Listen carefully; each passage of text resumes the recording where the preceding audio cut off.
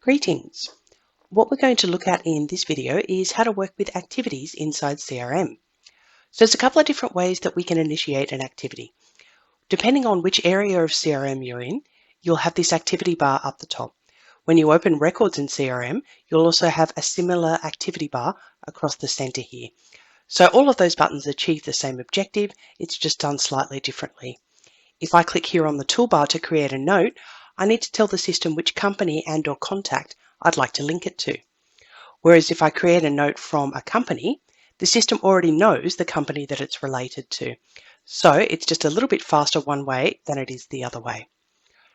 With each type of activity across the top here, you'll notice that we have this microphone button here. So what that means is on notes, calls, tasks, meetings, emails, and SMS, instead of typing in notes or an email or a description or whatever it is that you need, you can click on the microphone button here. So if you've given your browser permission to access your microphone, you'll be able to start talking to CRM instead. So this can be really useful for people that are out on the road, struggling with a tiny little keyboard. And then once you're done talking, you can just press the stop button and then decide whether or not you want to save that as an audio attachment. So in this case, we probably don't need to save that for posterity, and I'll hit cancel. So I can now go and choose the company and the contact that I'd like to link that particular note to.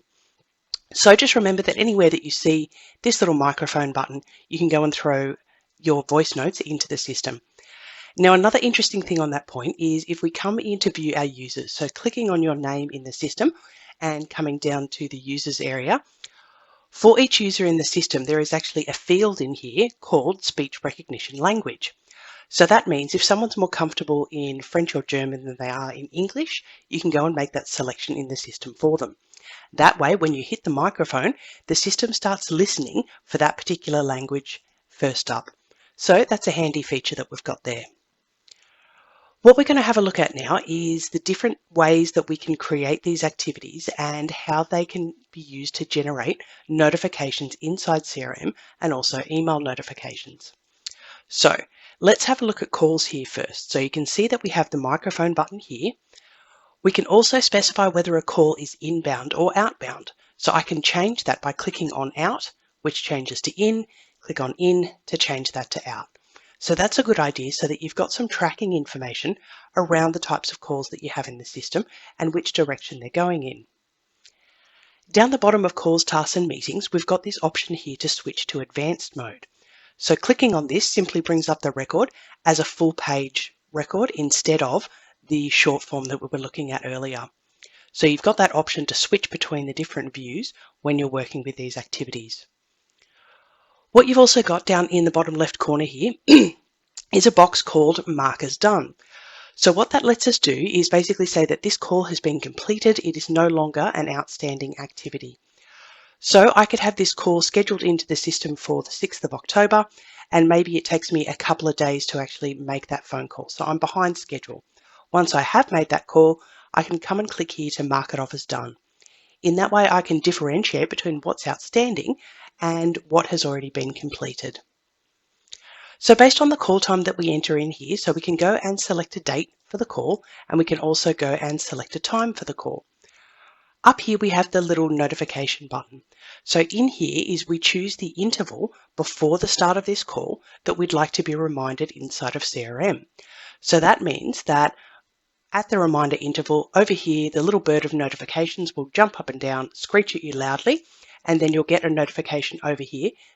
So I've got one here that's a call reminder. So from here we can snooze that, we can clear that, etc. But we can basically go and put in notes about the call and make sure that we conduct that and then clear it off our list. So you can always select your reminder interval here, but just remember that you need to have set a call time first so the system can use that as a point of reference. And also worth noting is the person who's going to get the notification is the person that the call is assigned to. So in this case it's me, but if Gary was the owner of this particular call, he would be the person that gets the notification in the system. What you'll also notice is we have a drop-down list here for the type of call and also a drop-down list for the outcome.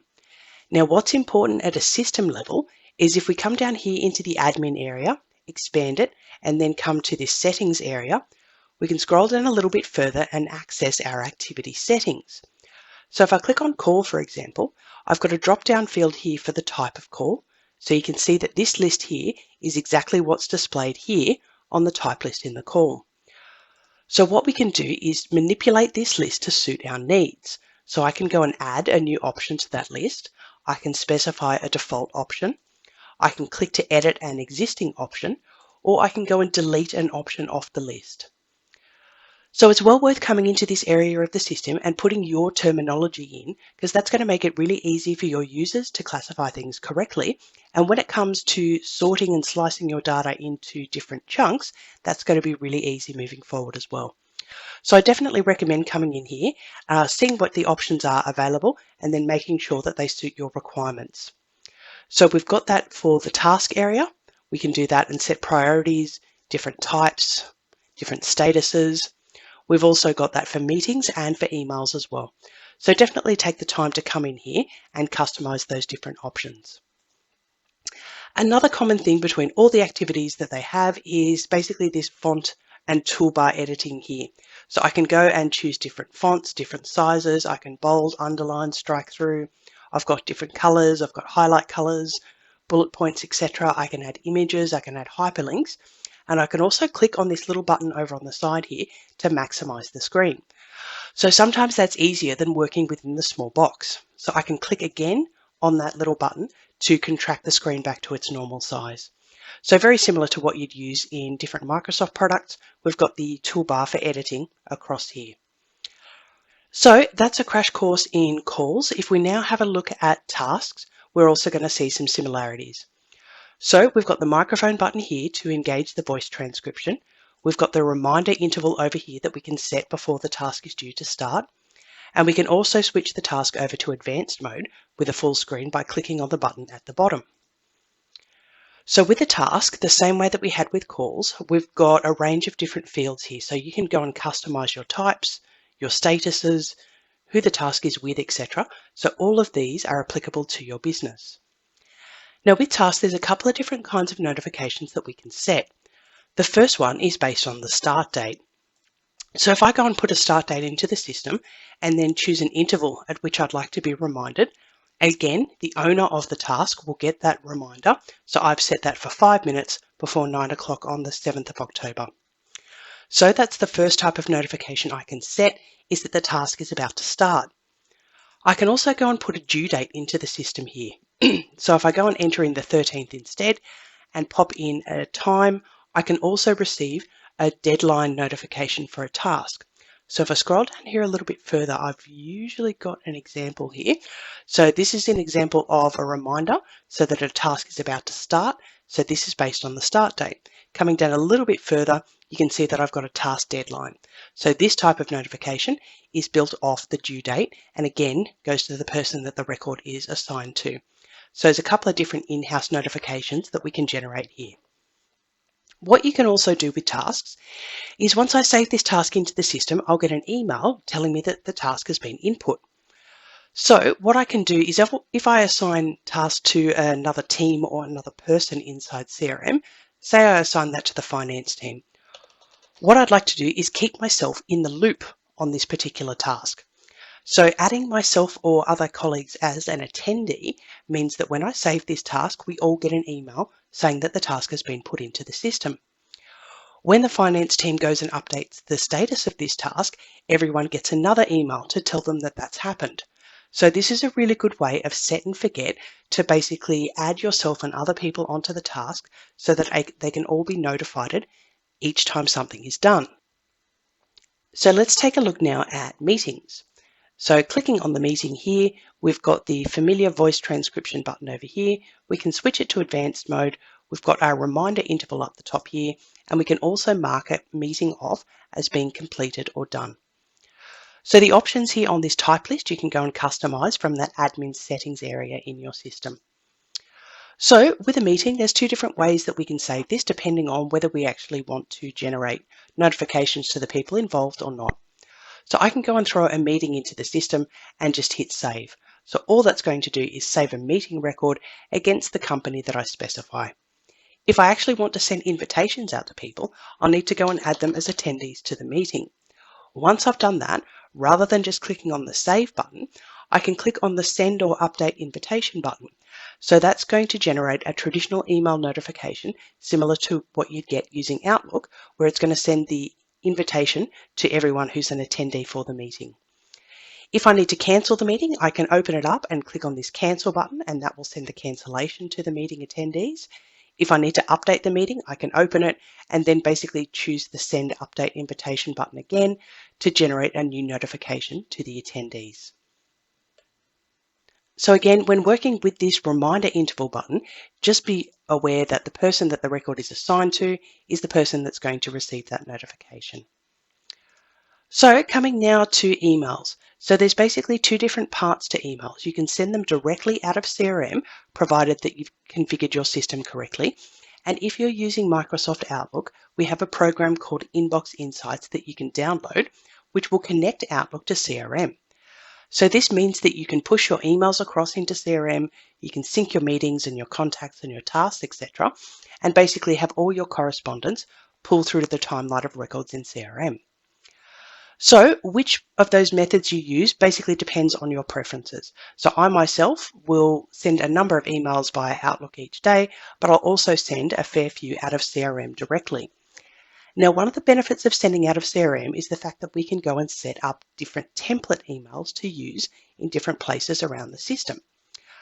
So from the admin area down here, I'll just contract settings and we'll come into the templates area here, and you can see that we've got options to create email templates and also SMS templates. So the source name here in email templates basically means the area of the system where that email template is going to be available from. So we can link different templates to different areas. One of the other benefits of using email templates is that we're able to merge in information. So CRM contains a lot of data for our customers, their sales, purchasing, all sorts of things in the system. So every field basically has a code. So we can use those codes to pull information into our emails so that we don't have to enter it in manually. So that can be a time saver. And given that most businesses will have standard emails, it makes sense to set those up as templates rather than reinventing the wheel every time we want to send an email out. So we've got a couple of options here. As well as the voice transcription, we can also set a priority for the email. If we'd like to use the CC or the BCC buttons, we basically need to click on those buttons here, and then we can go and select recipients, or we can just start typing somebody's name in and select them from the list. When it comes to the senders, you're going to be able to send emails from all of the users inside of CRM and also any teams that you've set up to have an email address. Down the bottom here, we've got a box that we can tick to request a read receipt when we send the email out. So what we're going to do is just have a quick look at a system level at how we get those emails working from CRM. So coming into admin and into integrations, we have a section here for emails. So what you want to do is configure TallEmu email. So what that's going to do is by default, when you start using CRM and sending emails out of the system, it will send it from TallEmu's domain. What you can say instead is, I'd like to send from your own email domain. So you can add your email domain in here. The system will then give you these DNS entries that need to be entered into your system into the back end. So it's best that you get your IT support to perform this step. Once that's done, emails will now be allowed to be sent from CRM using your unique email domain rather than ours. So that means that you'll be able to send emails out from CRM coming up from the correct email addresses. So that is emails in the system, and you can see that we can also attach documents to the email when we're sending it. Clicking on the SMS button. So in order to be able to send SMS from CRM, I'm going to come back into the integrations area and click on SMS. So what you need is an account with Burst SMS first, which you can then integrate with CRM, which will allow you to send SMS directly out of the system. Now, the same way that we can have email templates, we can also have SMS templates, and we can also merge information directly into the body of the message here. So very, very similar to email templates, except of course the number of characters that we're dealing with is limited. We don't have the editing toolbar because SMS doesn't support those features. So basically the same in principle, and we can click here to go and pick recipients, or we could go and pick a recipient from the list here and then click to create an SMS for that particular person. So you can see that there's no mobile number in the system for that particular contact. So that's our crash course in adding activities into the system. Another useful feature that you can utilize with activities is called the @mention. So when I'm putting a note into the system, I can start typing my notes, and then I can use the @ symbol and start typing another user's name. So what that does is brings them up, and once I select them, I can click on save, which means that Gary will get an email with these notes in it.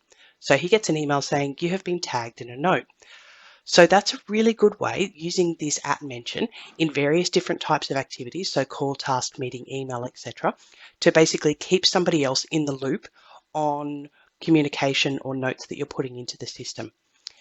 Now, what I like to do is perform an extra step, because if I sent that @mention to Gary, he gets an email saying there are some notes, but he has no idea what to do. He's got no frame of reference. He doesn't know which customer I'm talking about and what it is that I need. So the other way of doing it is to click on the record that you're in at the time, or the record that you're working with. Click on the note, call, task, meeting button, etc. Put notes in here, add the mention for the user, and then each record in CRM has a unique URL. So if you go into the address bar of your browser, you can then copy out the URL and pop that into the note.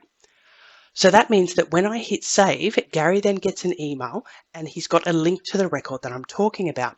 So he's got the notes, but he can quickly click here to open the record and see exactly which customer I'm talking about or what the context for that note is. So that's a really good way for putting in an FYI for other users in the system while you're working with it day to day.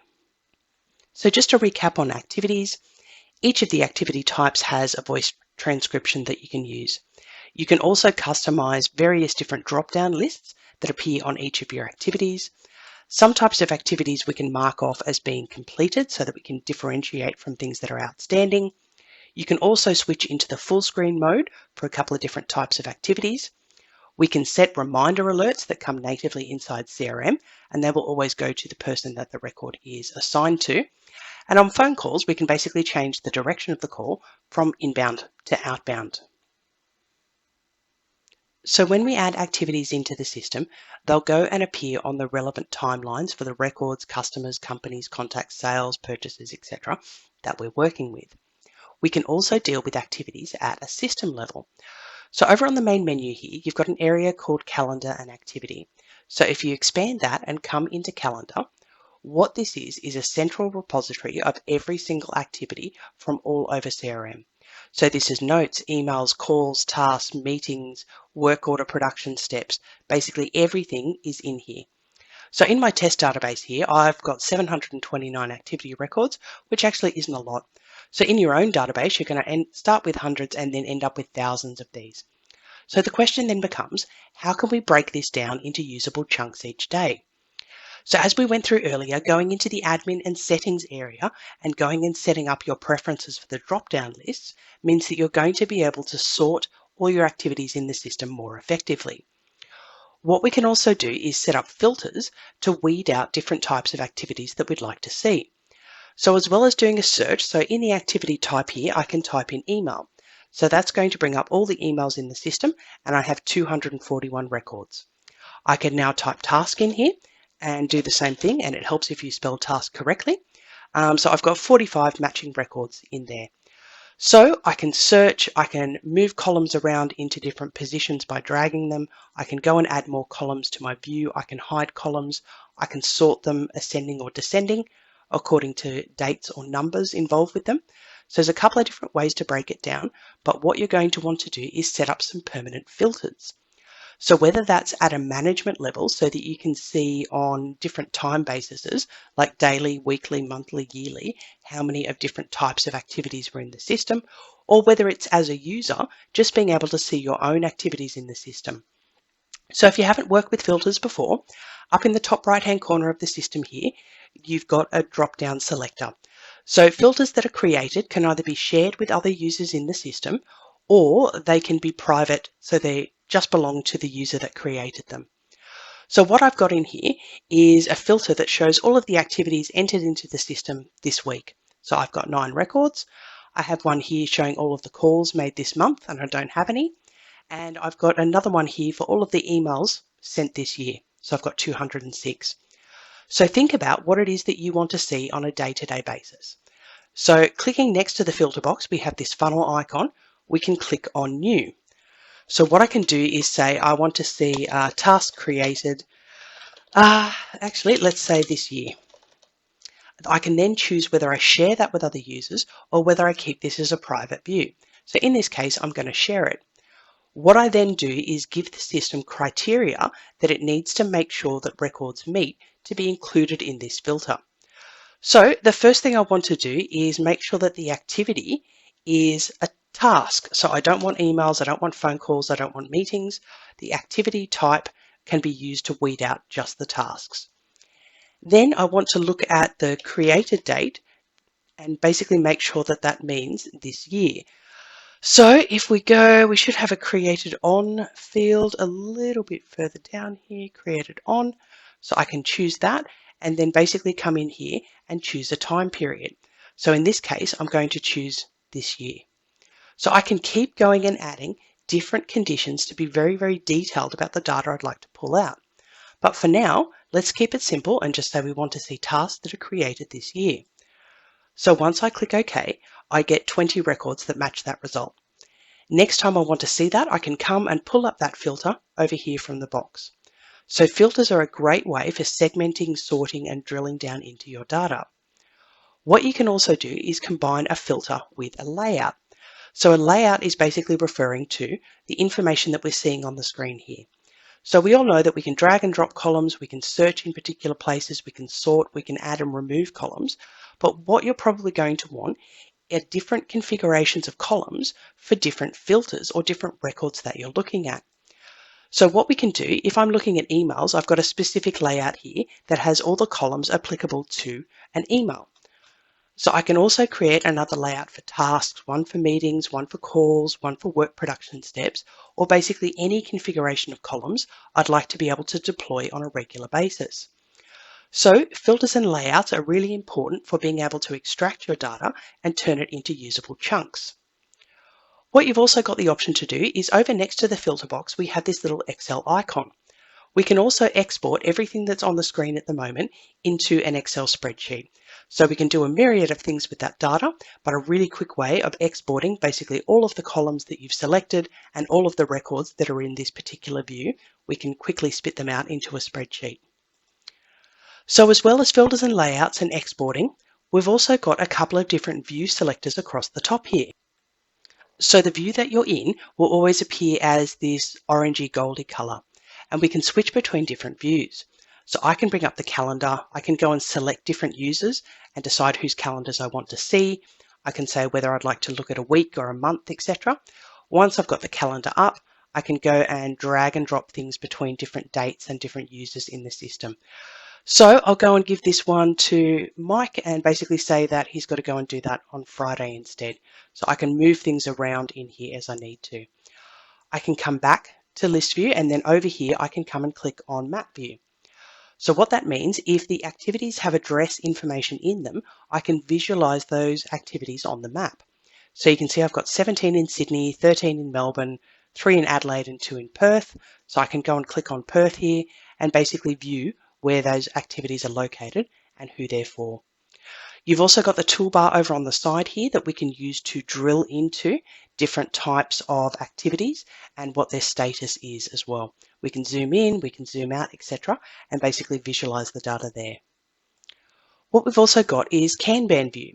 So there's a couple of different ways that we can visualize data. So clicking on the gear icon over here, I can basically choose whether I'd like to see activities by their status, or by who they're assigned to, or by their priority in the system. So you can see I've got options here. I can drill down into who the assignment is, or I can basically say, yes, let's include cancelled ones. So this is a great way for visualizing what's in which stages, who's got what on. And what I can do is also work with records in bulk here by saying, okay, this one here isn't started, and I'm going to move it over to pending input and update the status. This one over here is completed, and I'm now going to move that over to the cancelled stage. So I can basically drag and drop records between different statuses, between different people or priorities, etc., to work with records in bulk. Over on the end here, we've got a little dashboard icon. So this is going to open up dashboard view. So what this is doing is giving me a visual breakdown of all the activity information in the system. We can click here on this calendar here to basically go and change our date range. So I can put custom dates into the system. I can go and pick any of these presets, financial or calendar year, and then apply that selection to this view. So once I've got the dashboard up, I can then click on particular elements and drill into the data. So I can click on emails and it will show me the top sending of emails. I can click here on meetings and it will go and adjust the data again. I can click on a user. So I can basically go and drill down into the data here and use it to get a handle on what's going on in the system. So underneath calendar over on the main menu, we can now come into the task area, and there's a lot of similarities. So we've got calendar view for tasks, and we've also got Kanban view as well as our standard grid view. You'll also notice with tasks that outstanding tasks will show in red and completed ones will show with green. So it's pretty easy to get a feel for I've got mostly red in my task here and I probably need to do something about it. We can also create filters, we can create layouts, we can export to Excel, we can visualize the data a few different ways, and we can also adjust our view anytime we want. I can also select multiple tasks and go and update details for them in bulk rather than having to do it individually. So I can go and change who these tasks are assigned to, I can go and change their status, their priorities, their types, etc. by selecting these particular fields and then going and making a selection. So just another way that we can work with these. So when it comes to tasks, what you probably want is each user will want their own personal filter that just shows them their open tasks or their closed tasks or all their tasks in the system. From a management point of view, you might want to see tasks daily, weekly, monthly, etc. See what's open, see what's closed, and start segmenting them by types you've got, by their status, or by who they're assigned to in the system. If we come down underneath tasks, we've got the area for calls. So just like we had in the calendar area, we've also got dashboards available for calls. So what I can do is choose from a couple of different dashboard options up here in the top right hand corner. And again, I can click on these dashboards, different areas to go and drill into the data. So you've got a few options there, and we can also go and change the date range as well. As well as dashboards, we've got our boring old list view. So we can slice and dice that and use filters and layouts, etc. And we can also visualize all of our calls on the calendar. So I might want to look at this for, let's have a look, a month and see if we have any calls in the system. We don't, so let's scoot back a little bit further and say that we'll look at June instead. And I can see I've got some calls in there. So I can drag and drop these around as I need to and reassign them to different dates, different people and different times, etc. So very, very similar to the other two areas. If we come into meetings, it's the same story again. We've got our list view. We've also got our calendar view. So I can select my users and basically have a look for the month and see what's going on, drag them to different people, different times and different dates. So I can use filters, I can use layouts, and all of these are fairly similar in that we can drill down into the data, we can slice it and dice it a number of different ways. So what we're going to look at now is adding time into the system. So we've got list view here. So what is time? When we click on time, we can go and link it to a task and say how much time we actually spent on it. So if we come back to the main area and click on a task here, we've got a start date and an end date. So we could make the assumption that for every waking minute of all of the days between the 6th and the 13th, I spent all of my time on this task, which is probably not the case. So instead, what we allow you to do is add a number of different time records to a task. So what that means is I could spend 5 minutes one day, an hour the next day, half an hour a week later, and basically add up all the time that I'd spent on a task so I can total it up. So what we can do is go, okay, this is the task that it's associated with, and I've hopped in and gone and spent some time on it today. So the 6th, sorry, and we'll basically go and say that I spent a couple of hours, and I can put notes about what was done. So once I hit save and close, that now enters a time entry into the system. What I can do is click on the link here for the task and come through. And for that task, I can now see all of the time that's been recorded against it. So I've got 4 hours, 8 hours, 45 minutes, 10 hours, etc., and all these chunks of time. What the system is doing is adding up the total amount of time that I've spent on this task. So that can be particularly useful if you're sporadically working on something, or we actually need to be tracking the time that it's taking to complete a particular task. Now, the last thing I'm going to show you is how time billing works. So what you might have noticed, when we go and click to open an activity, we have a field here called billing type. So what you're able to do at a system level is go and turn on time billing and then use that against your tasks, activities, etc., to basically have a dollar value associated with the time that you're spending on things. So what you'd need to do is come into the admin area here and come into general. There's a section on this page a little bit further down the bottom where we can enable time billing at a system level. So what you're going to need to do when you do that is go and create some products in your system that have a cost associated with them. So scrolling down the bottom here, you can see we have this area here called time billing. I can tick to turn that on, I can turn it off, and I need to have some products set up here so that I can set my default billing type. So the default just means that the system will pick that for you. If you wanted to, we can go and pick one of the other products in the system that we have.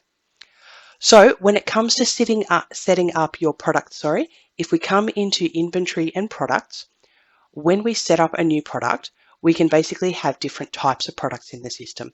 So we can have items, subscriptions, services, and we can also have time. So I can basically go and select a time period and say that, right, I have 1 day here and we charge in 1 day blocks, and each day will cost, say, $500.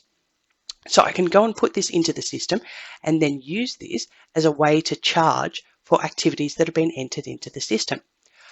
So a good way of illustrating that is if we come into the operations area and projects here, we'll open up an existing project. And what we can see here is with a project, we can have tasks, we can have meetings, we can have calls, emails, all of these activities. We can also record time against our tasks. And once we're done, we can click here to generate a time bill. So what that will do is, depending on the product that you've chosen in here as your default, or the product that you've chosen on the activity itself, the system will go and figure out how much it costs for the time that you spent on different activities and go and pull that information into a sales order. So you can then bill the customer for that. So what you could also do is use this with $0 products. So what that means is when I'm entering time into the system, maybe it's in 1 hour blocks, 1 day blocks, week blocks, etc. What I can do is basically say that that has no cost. What that's going to let me do is spit out a sales order that is itemized with all of the activities. So basically an easily generated itemized list of different activities in the system that I don't necessarily want to charge for. I just want to be able to report on that and have that level of visibility and send that over to the customer. So there's a couple of different ways that you can set that up to use, and we've got some guidance on that online that I will post up, and you can go and refer to that for specifics. So that's basically activities in CRM in a nutshell. I hope you found this useful, and we've also got some written guidance on a number of different things that we covered today, as well as other videos on aspects like notifications and reminders, and a little bit more detail about setting those up into the system, and also a video on workflowing in CRM.